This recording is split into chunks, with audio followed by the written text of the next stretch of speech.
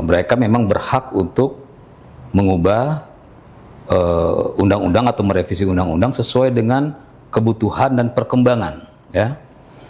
Undang-undang itu kan tidak harus seperti dalam tanda kutip lah kitab suci yang nggak bisa diubah gitu kan. Karena ya mau tidak mau kita harus mengakui bahwa organisasi TNI ya adalah organisasi yang sangat solid ya dari bawah sampai atas. Kita sudah mencoba ke sipil. Ya, setelah reformasi kita coba ke sipil kan? Kita coba ke sipil, ya ternyata ya kita bisa melihat sekarang ya hasilnya ya bahwa mereka itu tidak terlatih seperti TNI. Kenapa hanya mempermasalahkan lima lembaga ini gitu?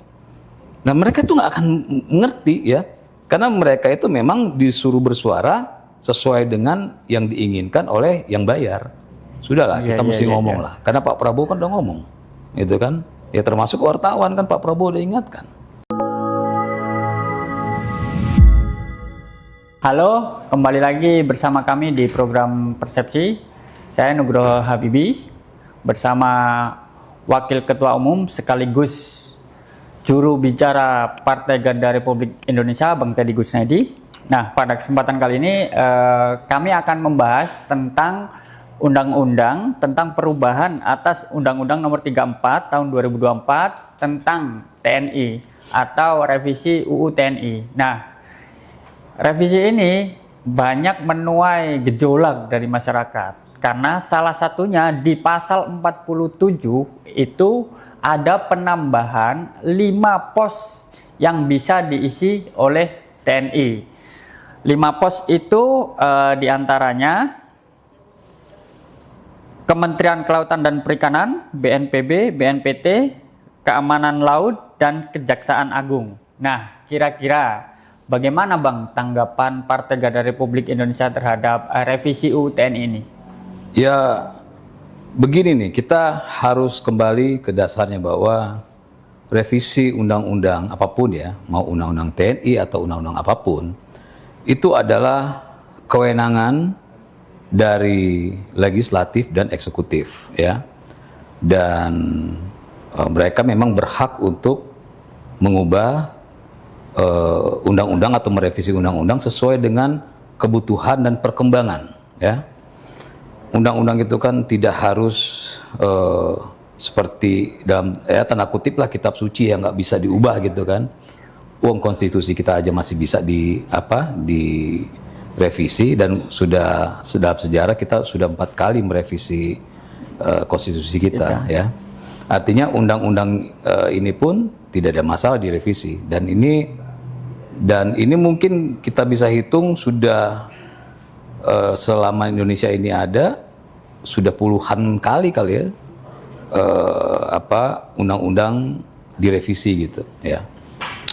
Jadi bukan sesuatu masalah ya. Apalagi ada penambahan pos-pos itu ya, seperti yang Mas Habibie sampaikan, pos-pos itu pun masih erat berkaitan dengan TNI ya. Jadi sebenarnya tidak ada sesuatu yang perlu dipermasalahkan, diperdebatkan, baik dari kewenangannya maupun dari lembaga yang ditambah itu, karena lembaga yang ditambah itu pun memang masih ada korelasi dengan TNI. Jadi tidak ada masalah sebenarnya. Apa yang mau kita permasalahkan gitu? Kalau ini masyarakat ya merespon seperti ini Bang. Kalau misalnya TNI ini kan garda untuk keamanan, pengamanan, ketahanan gitu kan. Nah ketika mereka ikut campur dalam katakan narkoba atau narkotika ya, itu akan mempengaruhi. Ini urusannya kesehatan sains, apa hubungannya sama keamanan gitu, ketahanan? Ya.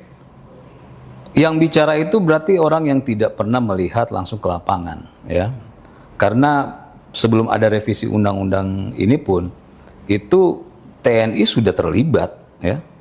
TNI, masyarakat, kepolisian itu sudah terlibat dalam hal-hal seperti ini. Kalau kita mau mengikuti logika ya dari yang mempertanyakan itu orang-orang yang tidak pernah turun ke bawah ya dan tidak mengetahui kondisi di lapangan,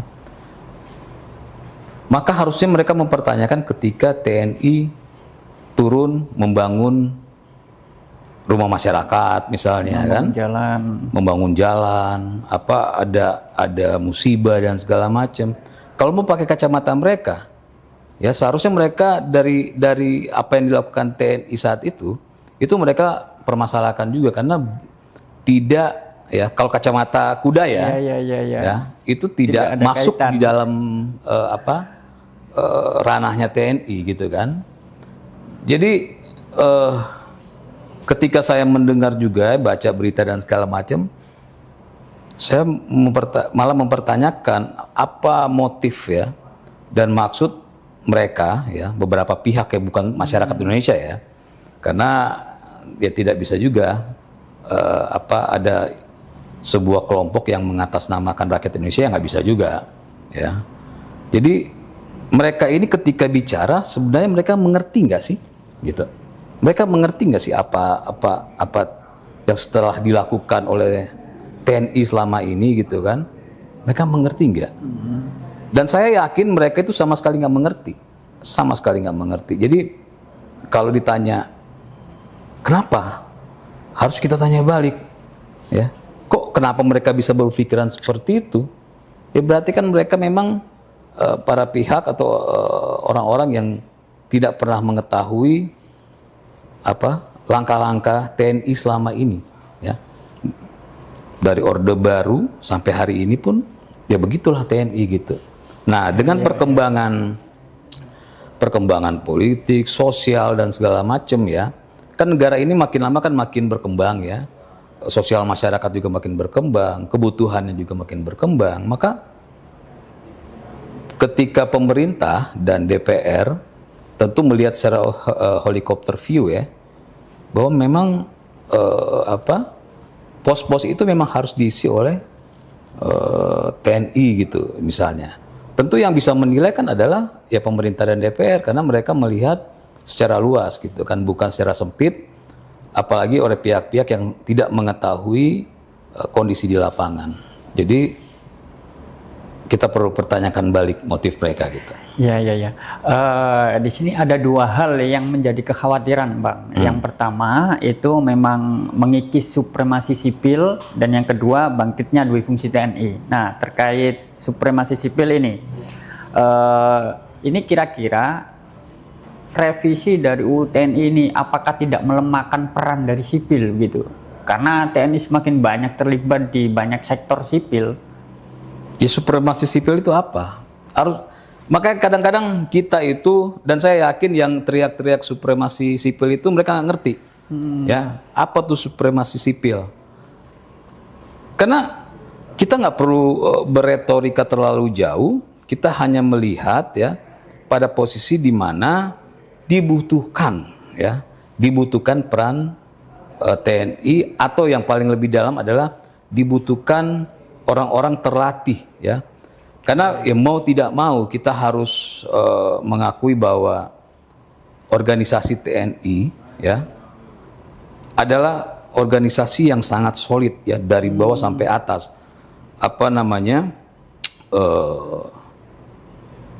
Latihannya, terus konsepnya itu bisa dipergunakan dimanapun ya.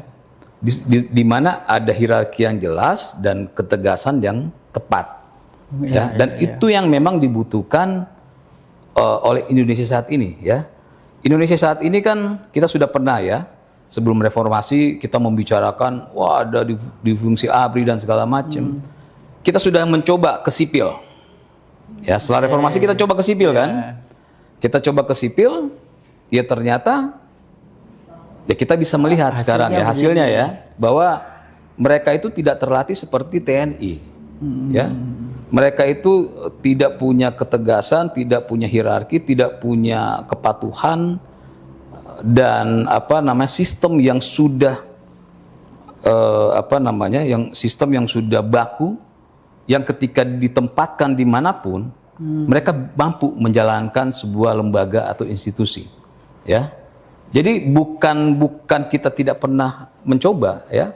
Setelah Orde Baru kita mencoba dengan sipil kan. Sampai sekarang kan. Ya, kita bisa melihat lah ya. Banyak keruwetan saat ini ya karena memang yang memegang itu untuk posisi-posisi penting ya. Apalagi yang berhubungan dengan yang Mas Habibie bilang tadi, yang berhubungan dengan lembaga-lembaga tadi itu memang perlu ya. Perlu TNI, perlu orang-orang TNI yang memang ya seperti yang saya sampaikan tadi ya, sistemnya jelas, hierarkinya jelas, cara kerjanya jelas, semuanya tersistem rapi gitu kan, sehingga berjalanlah ya lembaga ini yang memang masih berhubungan dengan TNI gitu. Nah, ini kan dikhawatirkan jenjang ASN yang selama ini telah berkarir di 5 pos yang ditambah itu otomatis diambil begitu, Bang. Nah, ini seperti apa? Oke. Sekarang yang mempertanyakan itu pernah nggak mempertanyakan pos lembaga lain? Ya, pos lembaga lain tidak menempatkan ya, presiden menempatkan orang-orang pilihannya yang tidak ada dalam jenjang itu. Ya, ya kan kita mau bicara apa? Contoh BUMN misalnya, ya. Ada nggak jenjangnya yang ditempatkan jadi dirut?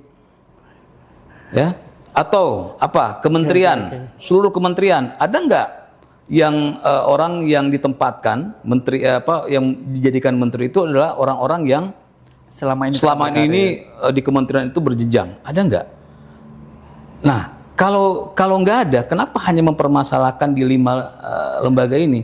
Ya, padahal itu adalah jabatan politis yang memang presiden butuh, ya, orang-orang yang dia percaya untuk menangani satu institusi atau suatu lembaga. Kecuali semua lembaga, termasuk kementerian, BUMN, itu yang mengisi pos-pos baik dirut, komisaris dan segala macam itu adalah orang-orang yang memang berkarir dari bawah, ya. Boleh baru kita mempermasalahkan kenapa 5 lembaga ini kok tidak ada orang yang dari bawah gitu kan. Nah, jadi saya bilang gini, sekali lagi orang-orang yang mempermasalahkan ini adalah ya orang-orang yang sangat minim pengetahuannya, minim pergaulannya, dan memang tujuannya memang bukan untuk mengoreksi secara fair ya sistem di negara ini, tapi memang mereka punya kepentingan pribadi atau golongan atau kelompok yang memang tidak ingin Indonesia ini baik-baik saja, ya. Karena kita bicara logika aja. Kalau mereka mempermasalahkan 5 ini, berarti semua kementerian mereka harus permasalahkan. Juga. Semua BUMN mereka harus permasalahkan. Kenapa tidak menempatkan menteri itu orang yang ada di yang mengikuti jenjang selama ini? Orang sudah di 20 tahun di kementerian, 25 tahun di kementerian, kenapa dia tidak jadi menteri? Harusnya begitu dong. Ya, kalau kita mau fair gitu kan, mau adil gitu. Ya, itulah saya bilang tujuan mereka itu dapat dipastikan bukan untuk negara ini, tapi memang ingin mengganggu lah. Nah, boleh kasih ya wejangan atau apa terhadap mereka ini, Bang, biar nggak ngerongrong negara kita ini. Ya cari kerja yang halal, gitu kan? Mereka cari kerja yang halal, yang tidak mencari kerja dengan membawa pesanan. Ya kan sekarang ini di zaman sekarang ini kan sudah ada kan satu dalam tanda kutip ya, satu jenis pekerjaan baru, yaitu orang-orang yang bekerja berdasarkan pesanan gitu ya, dan duitnya memang gede juga. Makanya Pak Prabowo selalu mengingatkan gitu kan, termasuk wartawan. Presiden kita sudah mengingatkan loh, termasuk para aktivis ya, bahwa ini asing sudah bermain gitu di sini.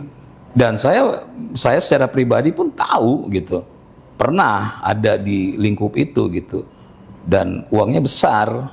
Berarti sebenarnya yang main orang-orang itu, Bang? Iya, jadi orang-orang yang seperti yang saya bilang tadi, mereka nggak tahu isinya, mereka nggak tahu ceritanya, mereka bukan orang lapangan. Yang penting Yang penting hantam aja, yang penting ngomong gitu kan. Tapi ketika dibalikin kayak tadi kita balikin. Kalau ada di hadapan saya tanya, kamu mempermasalahkan nggak kementerian yang selama ini tidak pernah diisi oleh orang yang berkarir di sebuah kementerian? Anda tidak permasalahkan, nah, kenapa direktur utamanya di BUMN itu bukan orang-orang yang ada di BUMN itu sendiri gitu yang kan, berkarir yang berkarir gitu. Kenapa hanya mempermasalahkan 5 lembaga ini gitu? Nah, mereka tuh nggak akan ngerti ya, karena mereka itu memang disuruh bersuara sesuai dengan yang diinginkan oleh yang bayar. Sudahlah, kita mesti ngomong lah, karena Pak Prabowo kan udah ngomong, gitu kan? Ya termasuk wartawan kan Pak Prabowo udah ingatkan sebagai corong demokrasi di negara ini ya harus juga jangan mementingkan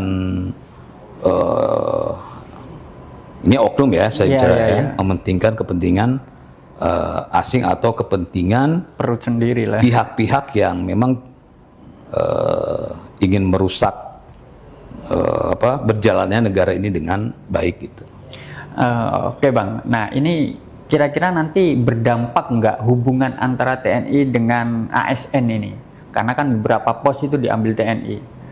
Kira-kira berpengaruh nggak terhadap hubungan TNI dan sipil khususnya ASN? Itu kan hanya halusinasi orang-orang itu kan. Nggak akan ada. Toh jangan kita anggap revisi undang-undang ini belum ada ya. Ya, pos-pos yang sebelumnya kan sudah diisi tuh oleh TNI nih. Sebelum ada revisi undang-undang ini ya. Bermasalah nggak? Enggak. Malah jalan bagus? Iya, gitu. Karena yang saya bilang tadi, ya, di TNI itu etos kerjanya jelas, ya, sistemnya jelas, hierarkinya jelas, kepatuhannya jelas, gitu. Jadi, apakah ada gesekan nggak selama ini? Nggak ada. Masa cuma gara-gara 5 lembaga itu terus terjadi gesekan?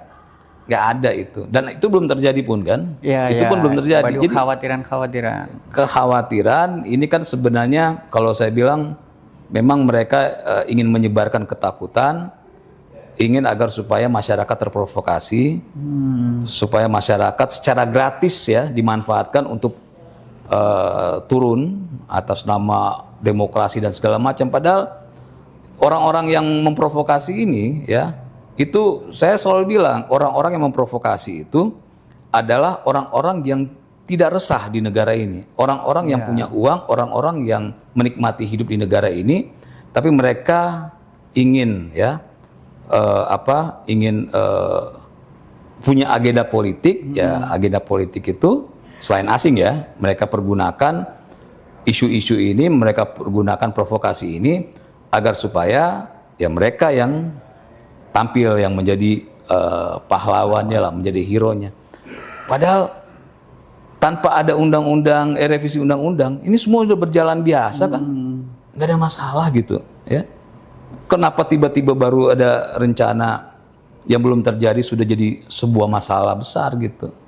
Ya inilah yang di kita, yang makanya saya mengingatkan masyarakat jangan sampai terprovokasi. Ingat, yang memprovokasi itu hidupnya baik-baik saja. Mereka hidup mewah. Kenapa saya bilang begitu? Karena saya orang yang ada lingkup nasional, ya. Saya tahu pemain-pemainnya. Mereka sering keluar negeri, hidupnya mewah, makannya mewah. Tapi ketika turun, seolah-olah mereka memperjuangkan perut rakyat. Nggak ada itu, ya. Saya tahulah orang-orang itu. Ya. Yang dirugikan dari aksi orang-orang ini siapa, Bang, sebenarnya? Ya masyarakat kan, masyarakat yang akhirnya saling berbenturan, ya. Masyarakat saling berbenturan karena provokasi yang satu, ya, pihak masyarakat yang di sini ingin agar Indonesia baik-baik saja, berjalan dengan baik. Pemerintahan yang ada sekarang ini lagi giat-giatnya melakukan berbagai perubahan, ya, tentu perubahan yang lebih baik kan. Satu pihak ada orang yang terprovokasi dan emosi, ya. Padahal sudah saya bilang gitu kan, yang terprovokasi ya dimanfaatkan secara gratis, ya.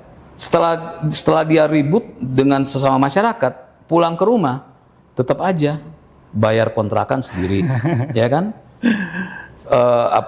Beli token listrik sendiri, ya. Ngutang di warung juga nggak ada yang bayarin, gitu kan? Terus mereka ribut gitu, ngapain? Saya bilang. Buat apa? Buat apa gitu? Karena tidak ada sesuatu yang menguntungkan. Misalnya nih, kenapa waktu reformasi saya dan kawan-kawan turun, ya? Karena keresahannya memang benar-benar ada di kita, ya. Misalnya saya nggak mau mengatasnamakan orang lain. Saya ketika bicara, ya, ketika saya sekolah saya mengkritisi sesuatu, itu guru-guru marah gitu. Nggak boleh ngomong begitu, bahaya begini. Jadi, loh, kenapa? Saya bicara di pos ronda, orang jangan ngomong gitu, bahaya dan segala macam. Saya ngomong sama aparat marah-marah sama saya. Gitu kan. Nah, itu kan jelas, ya. Artinya saya secara pribadi merasa kok saya dirugikan. Jelas gitu, saya dirugikan. Nah, sekarang orang yang, ya saya mau ngomong hal yang sangat mendasar ya di masyarakat, ya. Orang yang bayar kontrakannya sendiri dan segala macam, orang yang ngutang di warung dan orang yang kerja bulanannya misalnya tidak cukup, ya. Apa urusannya kalau sampai satu lembaga nih, ini kita bicara benar-benar logika nih, diisi oleh TNI. Kalau tidak diisi oleh TNI, apakah gajinya jadi 10 juta? Enggak kan? Apakah ketika TNI memegang sebuah lembaga yang berhubungan dengan TNI, ya, soal keamanan misalnya gitu kan itu kan lebih baik kan orang yang berpengalaman menangani sebuah lembaga yang dia sangat mengetahui. Lalu apakah ketika dia datang terus yang kerja di pabrik misalnya berubah dipecat? Nggak ada hubungannya. Nah, cuma makanya saya bilang, apa urusannya ya? Ini sebuah lembaga, ya, mengenai keamanan diisi oleh TNI. Terus apa urusannya dengan dia kerja di pabrik? Apakah karena diisi oleh TNI terus akhirnya dia dipecat di pabrik? Kan nggak ada urusannya. Ya, ini kita harus sampaikan benar-benar ke masyarakat, berpikirnya pakai logika sehat, pakai akal sehat.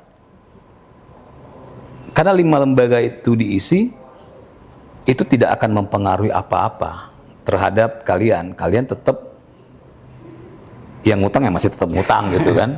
Nggak berubah. Yang bisa merubah ya kamu sendiri gitu kan. Gitu. Nah, ini Bang yang jadi salah satu persoalan ini kan TNI yang masih aktif dan menjabat. Nah, sehingga itu dituntut untuk mundur kalau mengisi jabatan itu. Misalnya yang saat ini lagi rame itu kan sebenarnya Mayor Teddy. Maaf, sekarang Letkol Teddy. Nah, melihat polemik itu seperti apa? Jadi mereka menuntut agar mundur dulu dari TNI baru menjabat. Yang menuntut itu siapa? Bertanya, yang menuntut itu siapa? Itu Pak SBY juga, Pak Susilo Bambang Yudhoyono itu juga pernah menyebutkan dulu saat memajukan AHY. Itu kan mundur dari jabatan TNI. Karena memang pada saat itu ya seperti itu kebutuhannya. Sekarang kita melihat di 2025 ini kebutuhannya sudah berbeda lagi, ya. Seperti yang saya sampaikan tadi, bahwa ternyata pos-pos itu diisi oleh sipil selama ini dalam tanda kutip tidak berjalan dengan baik, ya. Setelah dilihat, oh ternyata memang ini harus diisi oleh TNI. Kebutuhan negara ini loh, ya. Maka boleh nggak? Boleh. Gimana cara dibolehin? Ya revisi, gitu. Kita revisi sesuai dengan kebutuhan negara ini, gitu kan. Boleh nggak direvisi? Sangat boleh, gitu. Selama revisi itu tidak bertentangan dengan Undang-Undang Dasar 45, tidak bertentangan dengan Pancasila. Ya. Ketika sudah direvisi, sudah disahkan, diketok, dijalankan, jika ada masyarakat yang merasa ini tidak sesuai dan ini melanggar konstitusi, ya ke MK. Iya dong. Ini kan memang jalur hukum kita gitu Ya, ya. ya. Jadi manusia berdaulat di negara ini harus seperti itu gitu. Apakah boleh orang mengatur-ngatur DPR? Oh, nggak bisa. Kewenangan DPR itu dan pemerintah dalam membuat undang-undang itu sudah diberikan oleh konstitusi gitu. Jadi mereka yang punya kewenangan mengubahnya gitu. Boleh nggak LSM mengubahnya? Nggak bisa. Terus apakah LSM itu punya apa yang disampaikan LSM itu sudah pasti benar? Nggak benar juga gitu kan? Ya. LSM itu kita bertiga gitu ya, bikin LSM jadi. Iya, kemarin sempat rame grebek itu yang pembahasan koalisi sipil itu grebek pembahasan. Ya mereka ngerti apa? Mereka nggak ngerti apa-apa, ya. Mereka butuh panggung aja kok itu orang-orang itu, ya kan? Kenapa saya bilang begitu? Karena kalau mereka mengerti bernegara di negara ini, wong LSM itu kan bisa ada di Indonesia ini karena undang-undang. Undang-undang itu karena konstitusi kita. Ya, mereka harus menghormati konstitusi kita bahwa yang punya kewenangan itu untuk membentuk dan merevisi undang-undang adalah DPR dan pemerintah.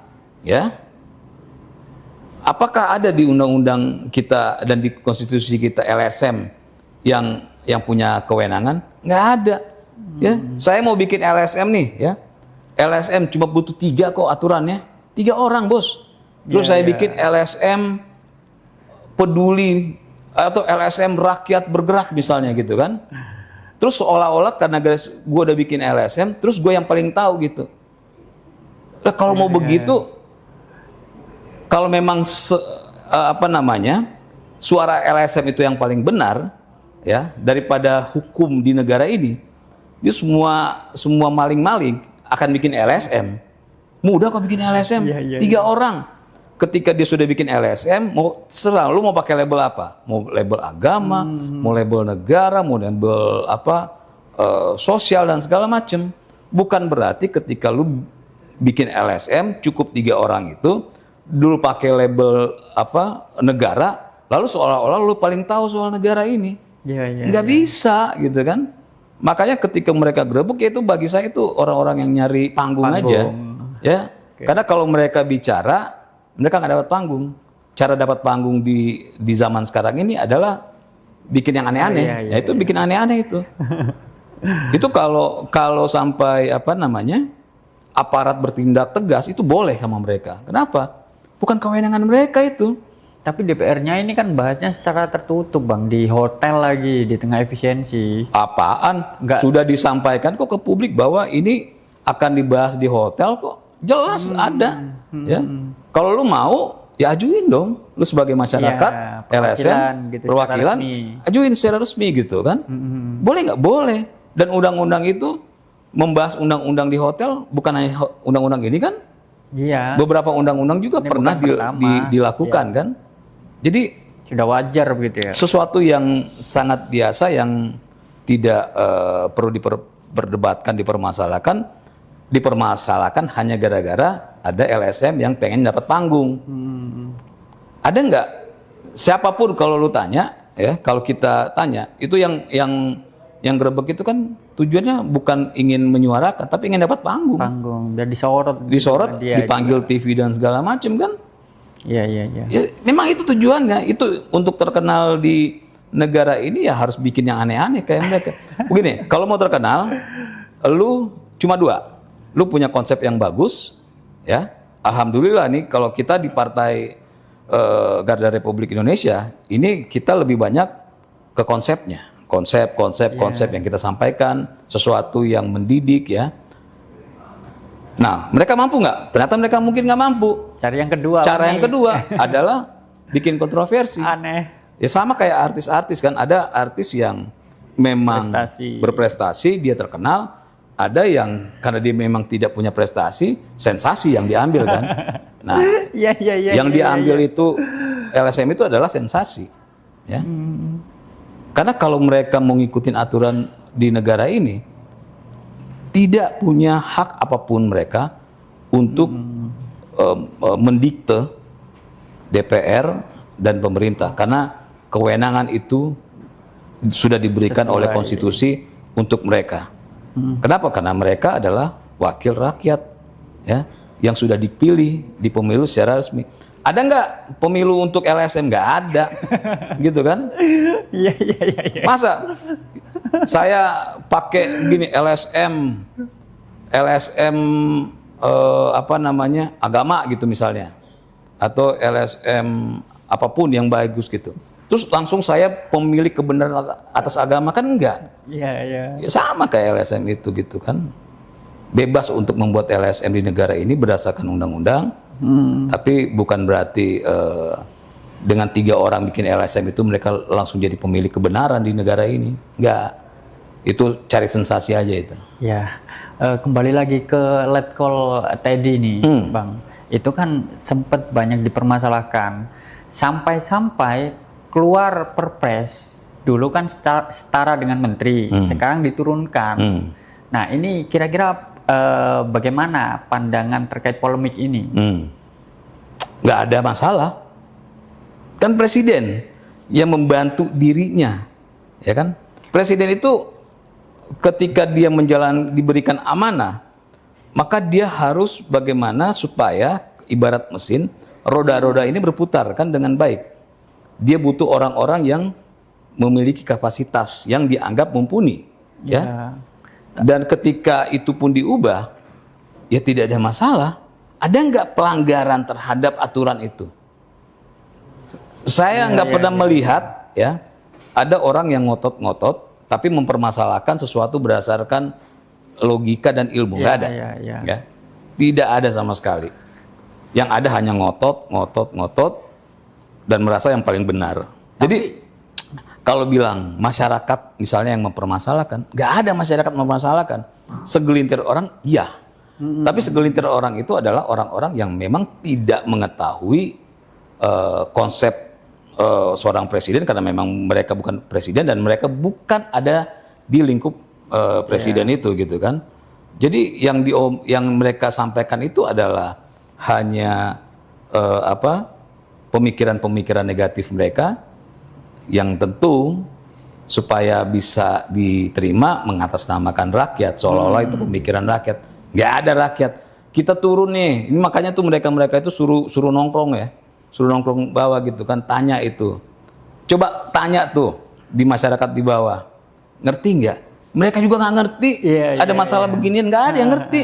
Ya, kita nongkrong di mana? Mau di pasar, mau di warteg, mau di mana lagi, ya, tempat-tempat makan, tempat ngopi.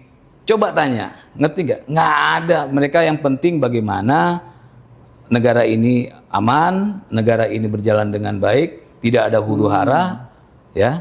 Jadi itulah bukan kacamata, apa sih namanya, kondisi masyarakat kita.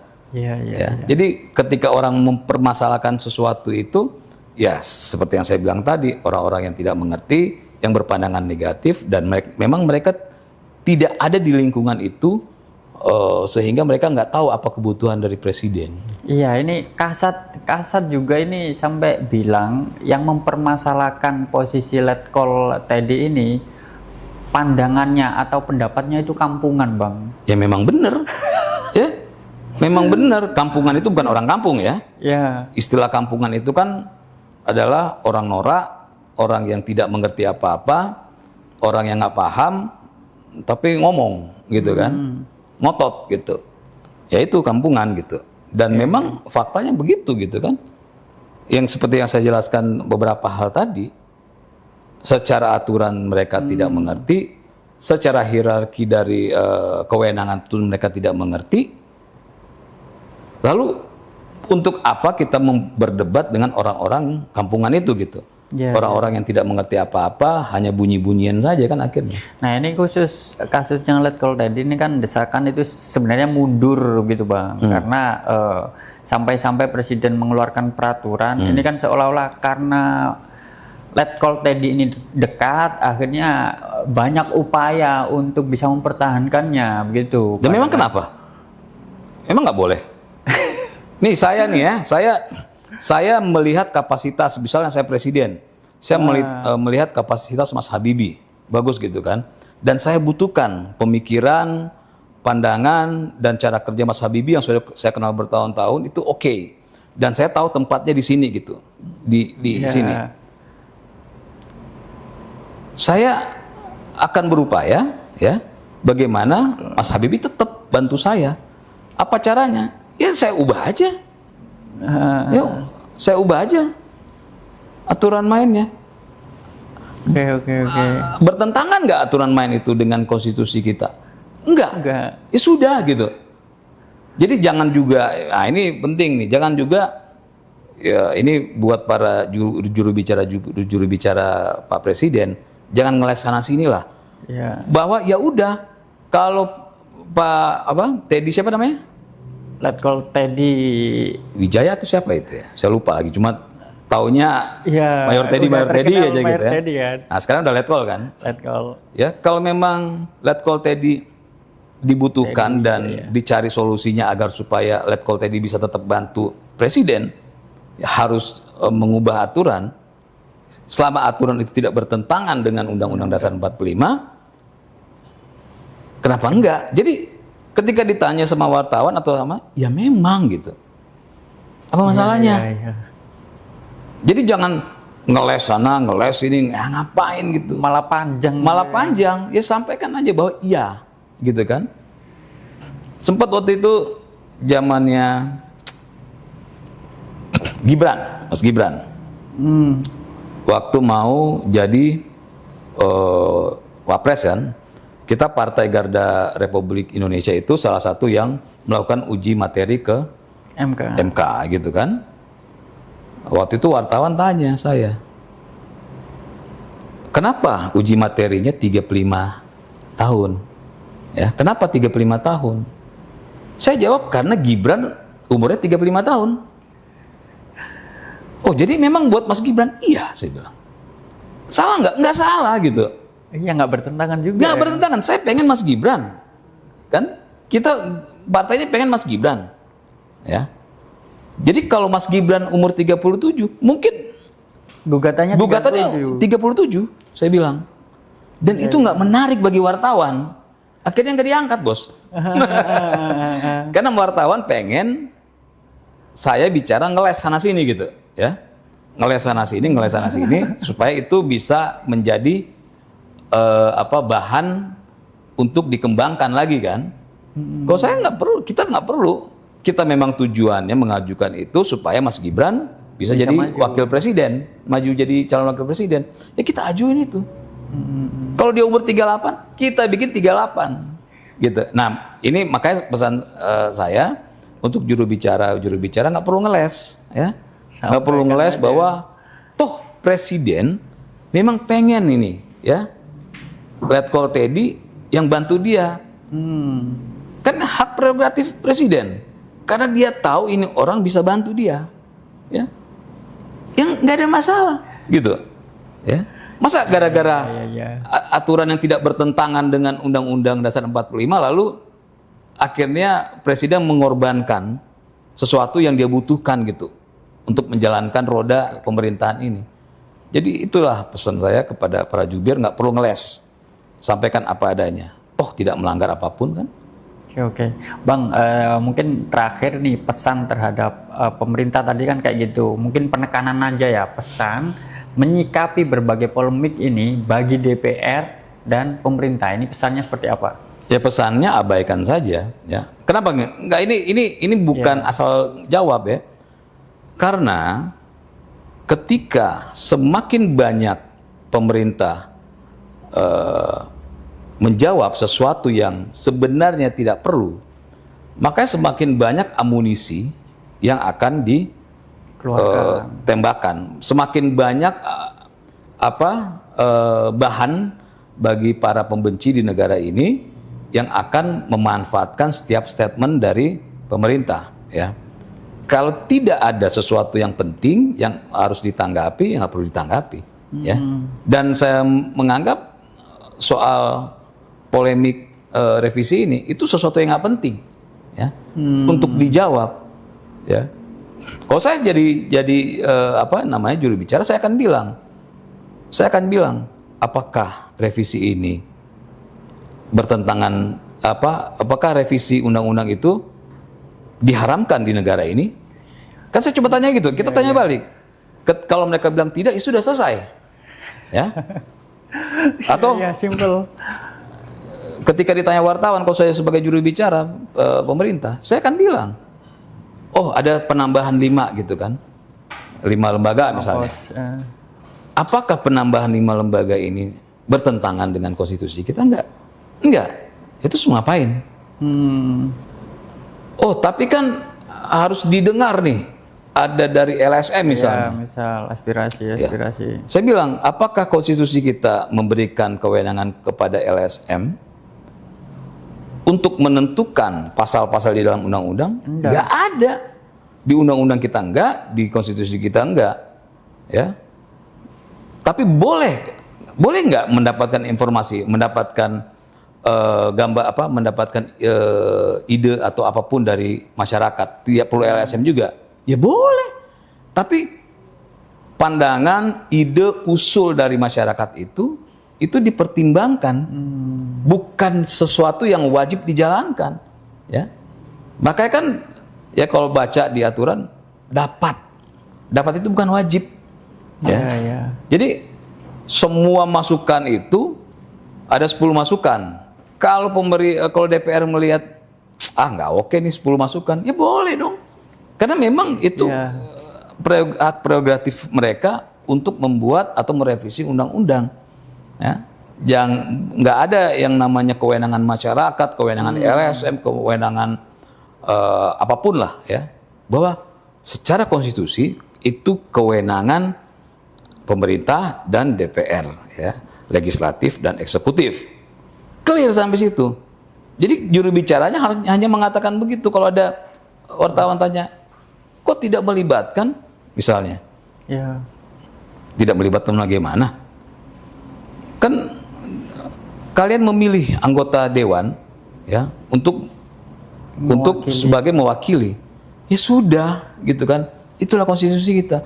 Makanya jangan terlalu banyak bicara lah, jangan terlalu banyak ngomong, karena terlalu banyak bicara, terlalu banyak ngomong itu akan memberikan amunisi bagi para pembenci untuk mengolah lagi kata-kata itu. Belum lagi kalau kesleo ngomongnya, gitu kan.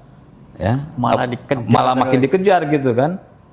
Kan jangan sampai pemikiran para juru bicara ini yang penting bela, nggak perlu gitu, ya. Ngapain harus membela sesuatu yang tidak bertentangan, ya. Itu sih pesan saya gitu. Ya, oke, mungkin itu pembahasan kita tentang revisi Undang-Undang TNI. Terus ikuti channel kami di Partai Garda Republik Indonesia. Salam.